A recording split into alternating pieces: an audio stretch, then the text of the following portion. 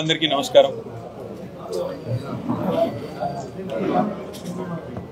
నిన్న ముఖ్యమంత్రి రేవంత్ రెడ్డి గారు సిరిసిల్లాకి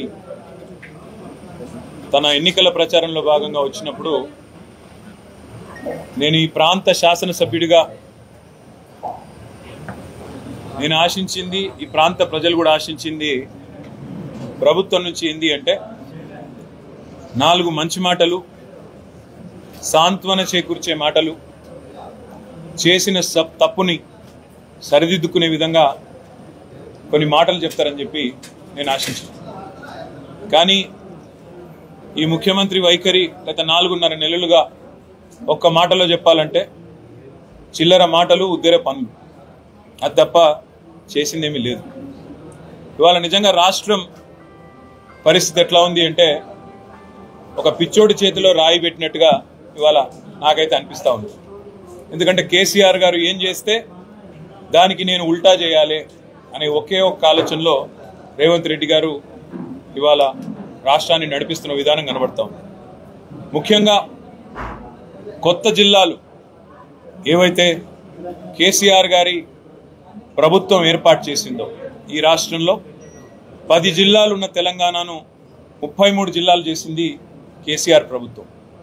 ప్రజల ఆకాంక్షకు అనుగుణంగా 23 కొత్త జిల్లాలు, అందులో కొన్ని మహానుభావుల పేరిట పెట్టిన జిల్లాలు, ఆసిఫాబాద్ కొమరం జిల్లా, కొమరం భీం లాంటి జిల్లా కానీ, ప్రొఫెసర్ జయశంకర్ గారి పేరిట పెట్టిన జయశంకర్ భూపాలపల్లి జిల్లా కానీ, వీటిలో మచ్చుకు 2 నేను చెప్పినవి. అదేవిధంగా మొదట కొన్ని జిల్లాలు ఏర్పాటు చేసిన తర్వాత స్థానిక ప్రజలు, స్థానిక నాయకులు ఐకమత్యంతో పోరాడి సాధించుకున్న జిల్లాలు మరికొన్ని ఉన్నాయి. అందులో మన రాజన్న సిరిసిల్ల జిల్లా కూడా అందులో ముఖ్యమైనది. ముఖ్యంగా ఉమ్మడి కరీంనగర్ జిల్లాలో 4 జిల్లాలు, కొత్తగా పెద్దపల్లి, జగిత్యాల, అదేవిధంగా రాజన్న సిరిసిల్ల. ఆనాడు రాజన్న సిరిసిల్ల జిల్లా కోసం ప్రభుత్వం మీద పోరాటం చేసి మాతో ఆనాడు పోరాడి జిల్లాని సాధించుకున్న వాళ్ళలో ఇక్కడ మా రమాకాంతరావు గారు కూడా ఇక్కడ మీ ముంగటున్నారు. ఆ రోజు ఈ జిల్లాలోని జిల్లా సాధన జేఏసీలో భాగంగా ఇక్కడ న్యాయవాదులు కానీ, అదేవిధంగా ఇతర జర్నలిస్ట్ మిత్రులు కానీ, ఇంకా కొంత ఇక్కడ ప్రజా సంఘాలు కానీ అందరూ కలిసికట్టుగా ఆనాడు చాలా కష్టపడి పోరాటం చేసి జిల్లాను సాధించుకున్నారు.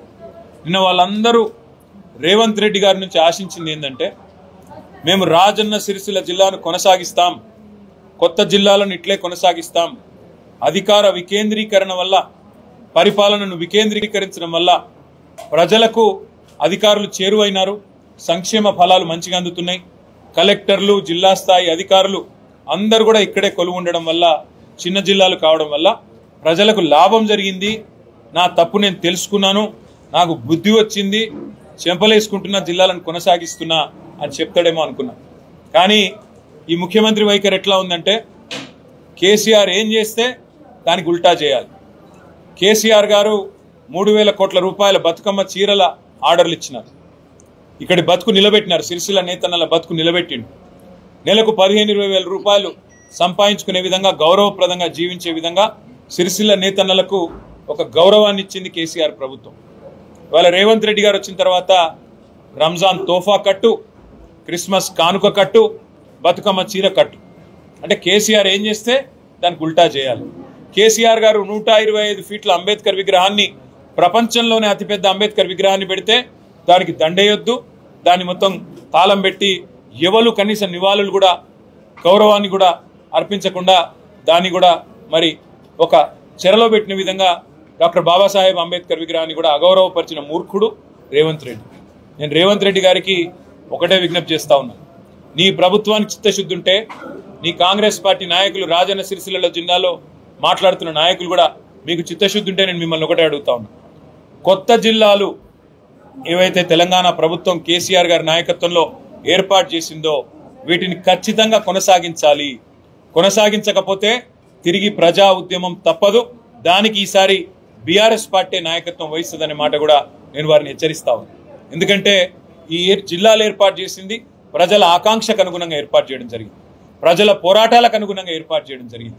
అంతేగాని ఇష్టానుసారంగా జరగలేదు.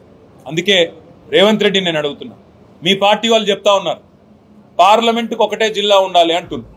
అంటే 17 పార్లమెంట్లకు 17 జిల్లాలు ఉండాలన్నది ఒక విధానంగా నువ్వు చెప్తా ఉన్నావు, విధానపరమైన నిర్ణయం అని చెప్పి మీ పార్టీ వాళ్ళు చెప్తా ఉన్నారు. మరి 33 జిల్లాల్లో ఏ జిల్లాలను తొలగిస్తారు, ఏ జిల్లాలను కొనసాగిస్తారు, తప్పకుండా ప్రజలకు తేటతెల్లం చేయాలని చెప్పి నేను డిమాండ్ చేస్తా ఉన్నాను. కరీంనగర్ పార్లమెంట్ పరిధిలో ఇవాళ కరీంనగర్ జిల్లా ఉంది, రాజన్న సిరిసిల్ల జిల్లా ఉంది. మరి దేన్ని కొనసాగిస్తారు, దేన్ని తీసేస్తారు చెప్పాలా రేవంత్ రెడ్డి అని చెప్పి నేను డిమాండ్ చేస్తా ఉన్నా. రాజన్న సిరిసిల్ల జిల్లా తీసేస్తావా లేదా కరీంనగర్ జిల్లా ఎత్తేస్తావా చెప్పాలా. నిజామాబాద్ జిల్లా పరిధిలో, నిజామాబాద్ పార్లమెంట్ పరిధిలో జగిత్యాల జిల్లా ఉంది, అదేవిధంగా నిజామాబాద్ జిల్లా ఉంది. దీన్ని కొనసాగిస్తావు, దేన్ని ఉంచుతావు చెప్పాలా రేవంత్ రెడ్డి అని నేను డిమాండ్ చేస్తా ఉన్నా. పెద్దపల్లి పార్లమెంట్ పరిధిలో పెద్దపల్లి జిల్లా ఉంది, అదేవిధంగా మంచిర్యాల జిల్లా ఉంది. మరి మంచిర్యాలను తీసేస్తావా, పెద్దపల్లిని తీసేస్తావా చెప్పాలా రేవంత్ రెడ్డి అని నేను డిమాండ్ చేస్తా ఉన్నా. ఆదిలాబాద్ పార్లమెంట్ పరిధిలో 3 జిల్లాలు ఉన్నాయి. ఆదిలాబాద్ ఉన్నది, ఆసిఫాబాద్ కొమరం భీం ఉన్నది, నిర్మల్ జిల్లా ఉన్నది. మరి ఏ 2 జిల్లాలు ఎత్తేస్తావు రేవంత్ రెడ్డి? ఆ జిల్లా ప్రజలకు దమ్ముంటే చెప్పు. నేను ఉత్తగానే అంటలేను. ఇవాళ తెలంగాణలో పరిపాలన పిచ్చోడి చేతిలో రాయిలాగా మారింది. ఎవరైనా కొత్తగా ఏమైనా యాడ్ చేయాలని చూడాలా, కొత్తగా వికేంద్రీకరించాలని చూడాలా, కొత్త డివిజన్లు ఏర్పాటు చేయాలి, కొత్త మండలాలు ఏర్పాటు చేయాలి, కొత్త మున్సిపాలిటీలు ఏర్పాటు చేయాలి. పెరుగుతున్న జనాభా, పెరుగుతున్న అవసరాలు, ప్రజల ఆకాంక్షలు, వాటికి అనుగుణంగా పరిపాలనను వికేంద్రీకరించాలి. కానీ ఇలా పిచ్చోడి చేతిలో రాయిలాగా, ఒక తుగ్లక్ పాలనలాగా రేవంత్ రెడ్డి ఉన్న వాటిని తీసేస్తా అనే ఒక మాట ఏదైతే మాట్లాడుతున్నాడో ఇది నిజంగా కూడా చాలా చాలా దారుణం. దీన్ని అన్ని జిల్లాల ప్రజలు కూడా గ్రహించాలని చెప్పి కూడా నేను కోరుతా ఉన్నా. రాజన్న సిరిసిల్ల జిల్లా ప్రజలకు కాంగ్రెస్ పార్టీ స్పష్టత ఇవ్వాలి. అసలు రాజన్న సిరిసిల్ల జిల్లాను కొనసాగిస్తారా, తీసేస్తారా? 33 జిల్లాల్లో 17 జిల్లాలనే చేయదలుచుకుంటే ఏ 16 జిల్లాలు మీరు తీసేస్తారు? నాగర్ కర్నూలు పార్లమెంట్లో 3 జిల్లాలు ఉన్నాయి.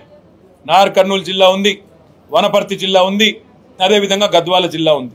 మరి దేన్ని ఉంచుతారు, దేన్ని తీసేస్తారో తేటతెల్లం చేయాలి ముఖ్యమంత్రి రేవంత్ రెడ్డి, ఆయన కాంగ్రెస్ పార్టీ వాళ్ళు. నేను డిమాండ్ చేస్తా ఉన్నా. ఇంకొక డిమాండ్ కూడా నేను చేస్తా ఉన్నా రాజన్న సిరిసిల్ల వేదికగా, ఇకనైనా చేసిన తప్పుకు చెంపలేసుకోండి, బుద్ధి తెచ్చుకోండి. సిరిసిల్లలో మళ్ళీ నేతన్నల ఆత్మహత్యలు తిరిగి ప్రారంభమైనాయి. ఇప్పటికైనా కొద్దిగా జ్ఞానం తెచ్చుకొని బుద్ధిహీనంగా ప్రవర్తించడం మానుకొని, ఇంకా పిచ్చివాగుడు బాగడం మానుకొని, ఇప్పటికైనా మరి నేతన్నలకు తిరిగి ఆర్డర్లు ఇవ్వండి. ఇచ్చి బతుకమ్మ చీరకు మేము 3000 కోట్ల ఆర్డర్లు ఇస్తే 5-6 ఏళ్లలో నీకు దమ్ముంటే 6000 కోట్ల ఆర్డర్లు ఇ. ఇంకా మంచి చీరలు తయారు చేయించు, లేదా కాటన్ పరిశ్రమకు ఊతమిచ్చే విధంగా వ్యవహరించు. అంతేగాని మూర్ఖుడిలాగా ఇవాళ ప్రజల ఉసురు తీసుకునే విధంగా, నేతన్నల ఉసురు తాకే విధంగా ఈ దిక్కుమాలిన రాజకీయాలు చేయవద్దని చెప్పి కూడా రేవంత్ రెడ్డి గారికి నేను విజ్ఞప్తి చేస్తా ఉన్నా. నేను కాంగ్రెస్ ప్రభుత్వాన్ని డిమాండ్ చేస్తా ఉన్నా, మీ వైఖరి ఏంది అసలు? నేత కార్మికులను ఆదుకుంటారా, లేకపోతే వాళ్ళు చస్తా ఉంటే చూస్తా ఊరుకుంటారా చెప్పాలని చెప్పి కూడా నేను డిమాండ్ చేస్తా ఉన్నా.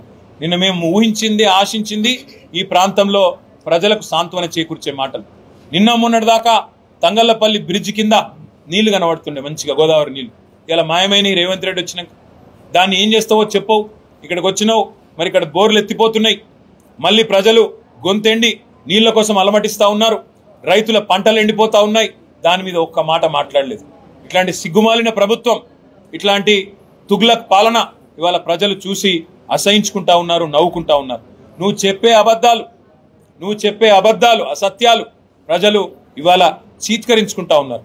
6 గ్యారంటీల్లో 5 అమలు చేసినా అని సిగ్గు లేకుండా నువ్వు బొంకుతుంటే, హోర్డింగ్లలో పెట్టుకుంటే ప్రజలు ఇవాళ నవ్వుకుంటున్నారు, చీత్కరించుకుంటా ఉన్నారు. ఎందుకంటే ప్రజలందరూ ఎక్స్పెక్ట్ చేసినారు. 2 లక్షల రుణమాఫీ అన్నావు, 2500 ప్రతి మహిళకు, 1,67,00,000 మందికి ఇస్తానన్నావు. అదేవిధంగా పెద్ద మనుషులందరికీ 4,000 ఇస్తానన్నావు. తులం బంగారం అన్నావు, స్కూటీలు అన్నావు, 100 రోజుల్లో అన్నీ చేస్తా అని చెప్పి పొంకనాల పోతిరెడ్డి లాగా డైలాగులు కొట్టినావు. ఇవాళ మళ్ళీ సిగ్గు లేకుండా వచ్చి పచ్చి అబద్ధాలు. పెద్దలు చెప్తారు ఊసర వెళ్ళి రంగులు మారుస్తుందని, కానీ రేవంత్ రెడ్డి గారేమో తారీఖులు మారుస్తుండు. ఊసర వెళ్ళి రంగులు మార్చినట్టు రేవంత్ రెడ్డి గారేమో తారీఖులు మారుస్తుండు. December 9 నాడు రుణమాఫీ అన్నాడు, మళ్ళీ ఇలా 15 ఆగస్టు అంటున్నాడు. మళ్ళీ ఇలా దేవుళ్ళ మీద ఒట్లేస్తా ఉన్నాడు. నేను రేవంత్ రెడ్డి గారిని అడుగుతా ఉన్నా, నిజంగా నీ పార్టీకి చిత్తశుద్ధి ఉంటే, నీ పార్టీకి నిజాయితీ ఉంటే, మొన్న ఇచ్చిన వాగ్దానాలకే దిక్కులేదు, కాంగ్రెస్ 6 గ్యారంటీలకే దిక్కులేదు, మళ్ళీ ఇప్పుడు కొత్తగా ఇంకో 5 గ్యారంటీలు అని చెప్పి పార్లమెంట్ ఎన్నికల కోసం ఆడుతున్న మోసం డ్రామా ఏదైతే ఉన్నదో ఇది ప్రజలు గ్రహించిండ్రు. నీ పార్టీకి బుద్ధి చెప్తారు. నువ్వు ఇప్పటికైనా నిజాయితీగా చెప్పు. జిల్లాలు ఎన్నుంచుతావు? బతుకమ్మ చీరల ఆర్డర్లు ఇస్తావా ఇయ్యవా? గోదావరి నీళ్లు మళ్ళీ ఈ ప్రాంతానికి ఎట్లా తీసుకొస్తావు? కాళేశ్వరంలో ఉన్న మేడిగడ్డ చిన్న రిపేర్ బరాజులో ఎప్పుడు చేస్తావు? ఎప్పటి లోపల పూర్తి చేస్తావు? రైతులు అడుగుతున్నారు, నేతన్నలు అడుగుతున్నారు, జిల్లా కోసం పోరాడిన ప్రజలు అడుగుతున్నారు. వీటికి నిజాయితీగా సమాధానం చెప్పు. లేకపోతే మే 13 నాడు నీకు తప్పకుండా సిరిసిల్ల ప్రజలు, కరీంనగర్ ప్రజలు, తెలంగాణ ప్రజలు బుద్ధి చెప్తారని చెప్పి కూడా కాంగ్రెస్ పార్టీకి నేను హెచ్చరిస్తూ, ఇకనైనా నిజాయితీగా పనిచేసే ఒక గుణం అలవర్చుకోండి, ప్రజాస్వామికంగా పనిచేసే గుణం అలవర్చుకోండి అని చెప్పి కూడా వారికి హితవు పలుకుతూ మీ అందరికి కూడా ధన్యవాదాలు. Thank you.